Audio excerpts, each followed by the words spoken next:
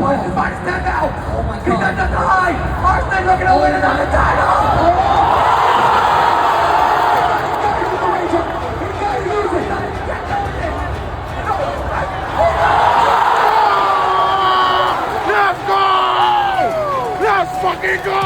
That's me. I was there. How you guys doing? Welcome back to the channel. And as you know, Evo was a few weeks ago. And first off, I gotta say it was amazing. I miss it. I really do. I went last year for the first time, and it was actually smaller, which says a lot because the event was still pretty big. But nothing like this year. We had, what was it, over 10,000 competitors alone. So if you add up all the people in attendance, like friends, family, gamers, artists, you name it, it was massive. To the point that it was a new venue. It was a whole new venue, a lot larger, and it was awesome. I was gonna put this video out sooner, but I wanted to enjoy the moment, let it sit, let it rest for a little bit, you know, watch everybody else react and kind of just, you know, enjoy it. In other words, I was too lazy to make this video, so here we are. In all seriousness, we have a lot to talk about, so let's get straight to it. One of my favorite moments is being able to play test future games coming soon, or to try out DLC of some of the current games. I first played MK1 to try out Takeda early at the time, and it was really fun. I only got a few minutes to live and play, but clearly I could tell they made this character with a lot of love, and that's coming from someone who doesn't play MK1 too much. His toolkit was awesome, and you can swing around like Spider-Man. Like, come on, how can you not love that? And since Takeda is officially out, I bet you guys can all agree with me as well. You're playing MK1, and it was cool because as you enter, you actually see one of the devs who lets you in. I don't know her name, I'll put it on the screen, but you always see her during their talks, anytime they release a new character or any updates. So it was cool that being able to see devs just out here, and you get to try the game, maybe ask them a couple questions and just get to play. The lines wasn't too long, so it was cool. You could just come back kind of over and over if you wanted to just keep playing Takeda and figure out whatever you were looking forward to. So yeah, I would say it was pretty cool. Next, I finally got to try out the anticipated fighter 2XKO from Riot Games. I've been very excited and eager to play this game. I'm not gonna lie, ever since I've seen the announcement, and ever since they've continued to drop info about the game, how it plays, you know, what characters are in it, and all that. If you guys didn't know, it's a team-based tag fighter where you can fight 2 versus 2 with 4 total players at the same time. I gotta say, it surpassed my expectations. The game was so smooth. And yes, we're playing offline, but the way the attacks transitioned from one attack to another was so fluid and easy. Because I play a lot of the fighting games, I have been playing a lot of the fighting games lately, Street Fighter, MK, Tekken, and you know that each one has its own significant feel, and some might feel a little slower than others, MK. But just that alone already let me enjoy the game in itself, and not struggling to input one thing to another. The combo system as well wasn't too difficult. I was quickly able to come up with some combo routes within a couple minutes or so, honestly, just from clicking buttons. So that's nice. The layout of the moves seems complicated at first, and I'll put it on the screen, but you're mostly using light kicks, heavy punch, medium punch, etc. as your tools, and the bumpers, your L1, R1, and for Xbox, what is that, LB, RB, you would use those for your super attacks, and you double click both your bumpers for that, where there's 1, 2, or 3. The fun part is actually learning how to use the tag mechanics. From what I remember, player 1 is the anchor, or point as they call it, and player 2 is the assist. Meaning, player 2 can click the tag button whenever it's available, because there's a meter for it, and player 1 can actually decide to keep the player in or not, which is interesting. So when you're in the heat of the moment and the assist is watching, they can choose when or not to help you, or if you're low on health, to tag in and switch out. But like I said, it's up to the point to make that decision, or the final decision, I just said, which is really cool. There's also a team skill on the player select called Fuse. I don't remember all of them, but one I used the most was called Freestyle, where it allows you to switch point and support back to back without waiting for a cooldown, which is nice. Another cool one was called Double Down, where both players could combine their super meters. So if I had, 1 meter and he had 1 meter, I can combine that for 2, and that's awesome. You'd be able to do extra damage in a certain combo or a certain situation. So there's a lot. I feel like this game over time, it might seem simple at first, but it's like any fighter where it will just get more and more, I wouldn't say complex, but more intriguing in the selections of what you can and can't do with inside this game. Seems like there's gonna be a lot of freedom, and that's always good in any fighting game. Yeah, honestly, this game was really, really good, and I can't wait. I have no idea when it will be released, but I'm assuming it's creeping up around the corner just because some of the devs and workers there told us that there's a beta coming out soon in a few weeks time. So I should have a code. I hope so. Because I'm looking forward to it and I want to be able to play it on this channel and continue it and get into all of that genre, because this game is insane. Trust me, all the hype and talks you've been seeing online, it's legit, because I didn't believe it, because I'm one of those people, I gotta see it, I gotta play it. And so I did. The game is amazing. I actually came back a couple of times to play 2XKO. I actually played it until they closed down the event on the final day. So that's how you know the game is fun, because I don't even play games that are like that. I'm mainly just a Tekken, Street Fighter kind of guy. So the fact that it had me coming back to keep playing it is a good sign.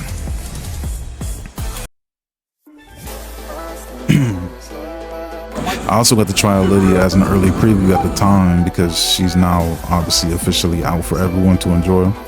As you guys know, Tekken is my favorite fighting game, so it was dope being able to test her moves and see how she plays early. I definitely went back in line multiple times, because why not? Being able to try out games and DLC early is sick. They also had Fatal Fury. They had Dragon Ball Sparking Zero actually beside Tekken 8's section. Unfortunately, I didn't get to play it because of how long the lines were. There's so many events going on at the same time, so you might end up missing out if not planned ahead. So nonetheless, it's always awesome being able to experience, to play or try out upcoming content, early builds of games, because that's the best. If you love games, you're gonna love being able to have that little early access or early preview anytime they provide it at Evo. So definitely a sick experience.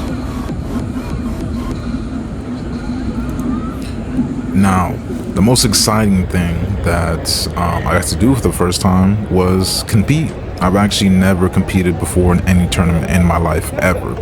So even last year when I went to Evo, I didn't compete at all. I was just a visitor, just enjoying. And so this year I was like, why not? Let me sign up for Tekken.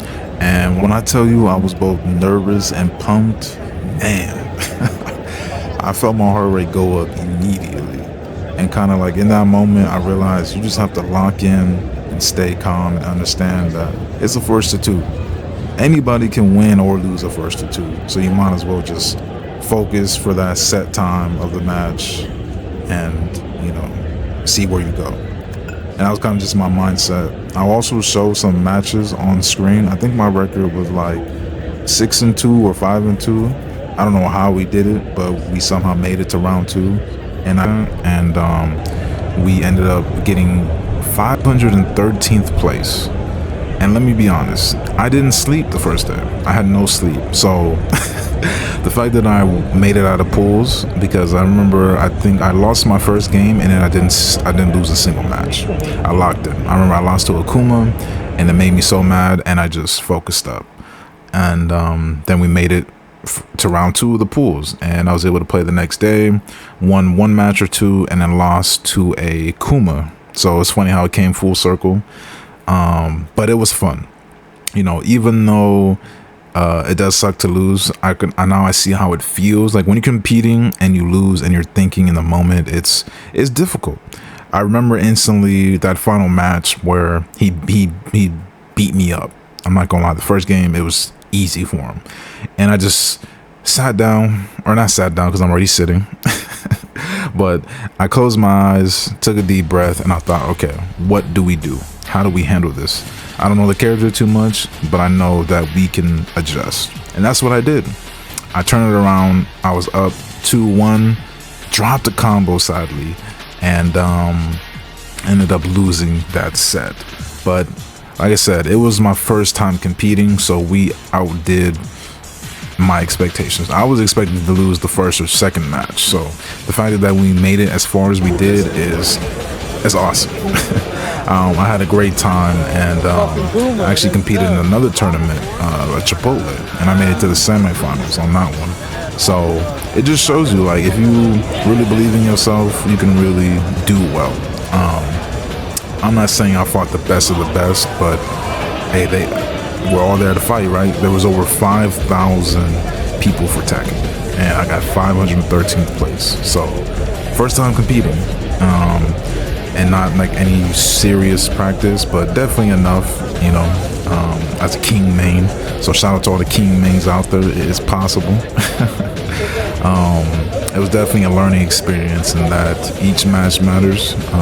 Both those tournaments I played in Chipotle and obviously the Evo tournament, it was definitely a learning experience that you just gotta focus, believe in yourself, focus and practice, and you can make it as far as you can or think you can. So another cool aspect of it was watching pools.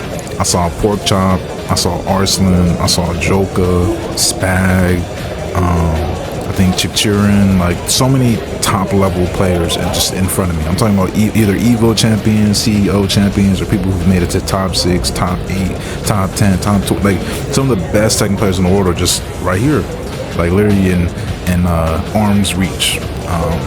Just as a fan and as like a lover of Tekken, it's just cool to see everyone there just watching. Like literally, look at this. You can see Arslan just watching the matches like he's like a regular person. And guess what? He won the whole thing, which we'll get into. So yeah, if you want to go to Evo, you want to experience it, you want to compete, don't be afraid. Definitely just believe in yourself, have fun, enjoy the event, and you will get as far as you want. They also showed, we saw Nike X Tekken. I believe they did a live stream of it, but this was a interesting surprise. Tekken is, you know, has a soft spot in my heart, and the game's been doing well, I won't lie. The DLC to me has been somewhat kind of lacking. No disrespect to Eddie fans or Lidia's, and I'm a Lidia main myself, but when you look at the other games, right, you look at MK, Peacemaker, Omni-Man, Homelander, you're like, whoa. With Takeda coming out, you have Street Fighter with Akuma, Bison, the announcement of Terry. It's like, what do we have? You know? So kind of in that spectrum, I'm like, I need Tekken to show me something. And guess what we got? Heihachi Mishima. It's completely dead. What did I want to say? Completely dead. Completely dead. Wow. I was actually on a machine playing Lidia, and I got a call. Yo, Heihachi Mishima's out. I said, what? No, what? Where's Murdoch? And yeah, they announced, they showed a story trailer and everything. So there it is. We are finally back in business. There's definitely a lot more Tekken can do, but that's a great start because that character is so iconic, and it was kind of sad. He wasn't one of my mains, but it's Heihachi. Everybody loves Heihachi, knows Heihachi. He's just a known and beloved character, so it was awesome to see that. So I can't remember when going back to the Nike X Tekken. I'm not sure if that was before or after, but when I seen it, I was kind of like, do we really need this? It's an interesting collab, but shoes on the feet of the character, we're not really going to see it too much. You know, it would have been cool if they added sweaters, pants, Nike hats, if anything. You know what I mean? That's not something I would want, and I feel like most people wouldn't want. They would want other type of collabs that make more sense. But the fact that it was shoes is kind of disappointing, but it was cool. Like, Nike is a huge company, so it's going to be more attraction to Tekken, but I want more of the fun fan service content for Tekken. But no, it was cool being able to witness that at Evo, the announcement of Nike X Tekken, because I wasn't expecting that. I don't know about you, but I was not expecting that at all.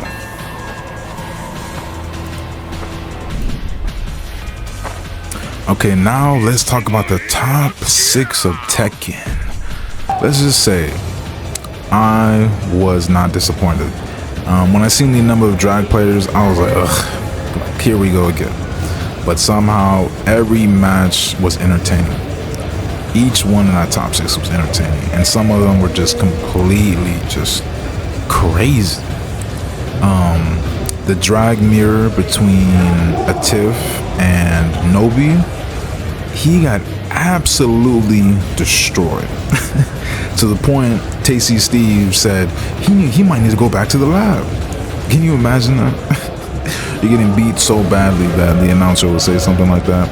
I just busted out laughing, because he is a veteran Tekken player, not only, but also a drag main and specialist. So to see someone like Atif but completely destroy him just shows you, I think, to me, just how strong Pakistan really is, because that's not even his main character. His character was, I believe, one of the 2Ds, right? I think it was Akuma or Geese. I think he also used Murdoch. There's a couple people I know he's used previously that aren't in Tekken 8. So clearly drags the top tier character, and that's one of the reasons why a lot of these people are using him. But nonetheless, he put on a goddamn show to the very end.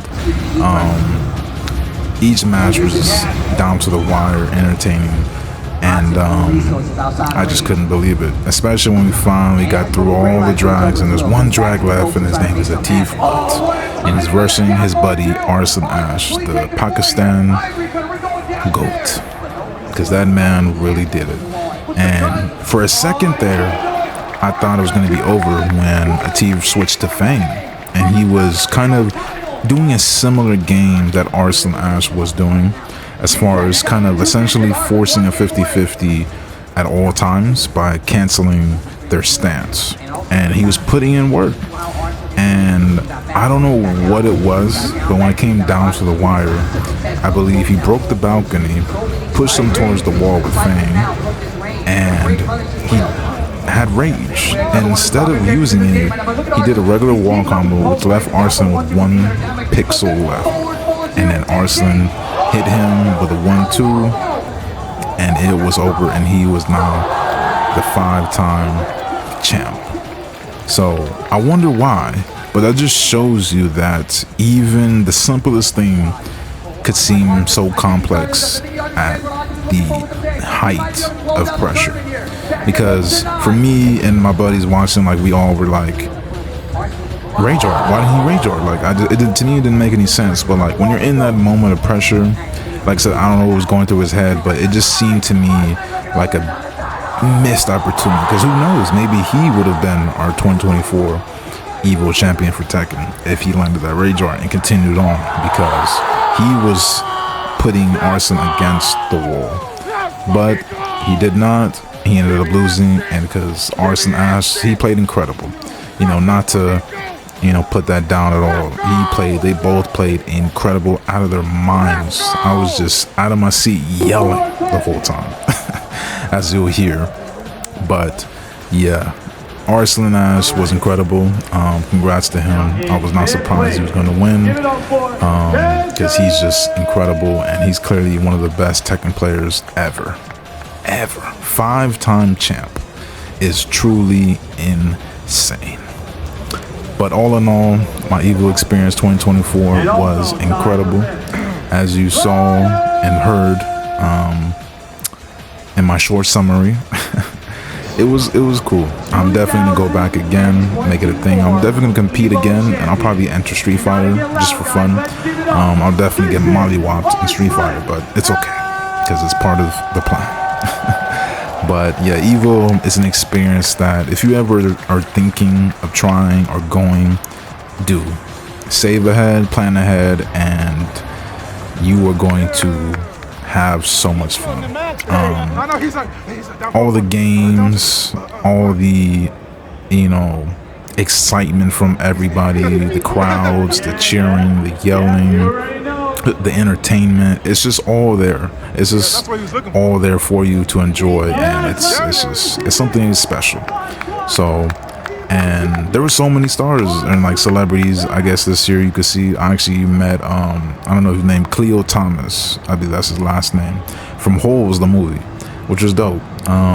Maximilian was there. I think he was streaming in a little specialized room. You had Sejam there next to actually when I was competing in the Chipotle tournament, there was a line right behind me to go talk to him. So there was a lot of people there that you can go and meet that you might look up to, and I look up to as well. So Tasty Steve, the GOAT, I actually got to meet him and talk to him for a little bit. So that was awesome. Like stuff like that that you wouldn't be able to do, you know, just on any given day, right? Evo's the day or weekend, I should say, where you get to meet, you know, so many incredible people, whether they're devs, announcers, competitors, all that. It's definitely really cool. So I hope you guys enjoyed my little summary of my experience of Evo 2024, and I hope you guys enjoyed this video. I'll catch you guys on the next one. Thank you for listening, and I'm out.